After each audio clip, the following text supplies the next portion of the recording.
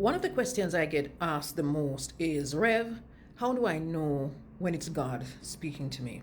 So I did a teaching recently and I've been sharing the videos, small reels, but I just want to kind of help you out a little bit more. I'm in Guyana at the moment. We're here on mission, but I'm taking a few minutes to sort of help you understand better, because you're not alone in asking that question. I believe that every young believer gets to that point where they ask the question, how do I know when God is speaking? Is this me thinking? Is this my mind? Or is this God speaking? Let me give you a quick example of something that happened to me. So years ago, I went to a fabric store, and I went in the store to buy school uniform material for my son. We were going through some stuff and I was not able to buy the uniform itself. So I had to go get the material and have somebody make it. It would be cheaper, right? So I'm in the store and I'm looking for the material. And this lady came up to me and just offered to help me, to sort out how much of the material I needed and everything. So I gave her, my son's measurements and stuff, and she helped me to find the material. Now, after she got the material for me and I dropped it in my trolley, there came this persistent voice saying to me, ask her if she knows somebody who can make the uniforms, because at the time I didn't know a tailor or a dressmaker to make the uniforms. And this voice just sat on me. I'm walking around the store and this voice is following me, saying to me, ask her if she knows anybody who can make the uniforms. And I really needed a tailor, But me, I'm thinking, I don't even know the lady. Why should I go ask her that question? You know what happened?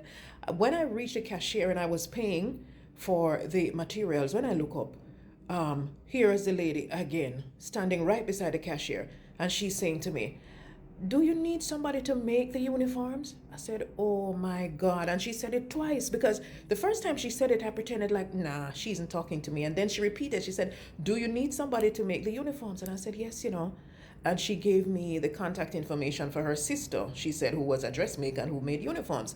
And the whole thing just shook me so much. By the time I step outside, I'm like, oh my God, how could I miss it? That this was the Holy Spirit ministering to me to tell the lady that I needed a dressmaker and find out if she knew somebody.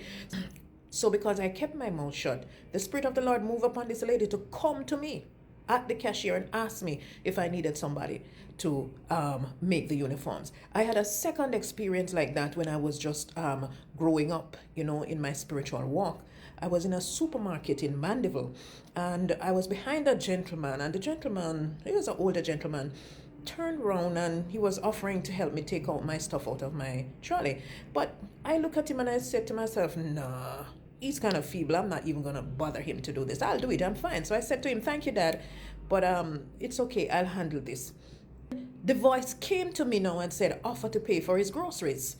And I didn't move, not because I didn't want to help him, but I didn't want to intrude, So when it was his time to cash, I noticed that he left the things at the cashier, like he said something to the cashier, and then he stepped outside. So the cashier said to me, come. And I said, oh, but he's cashing. And she said, no, he does this all the time.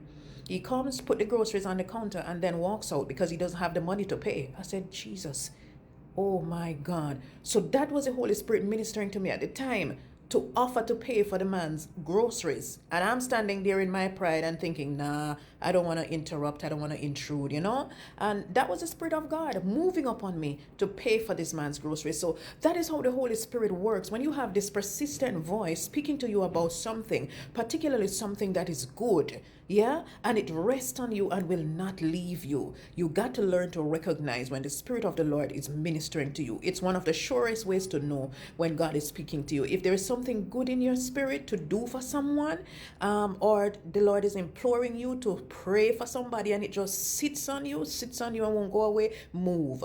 That's the Holy Spirit. I hope that this helps somebody.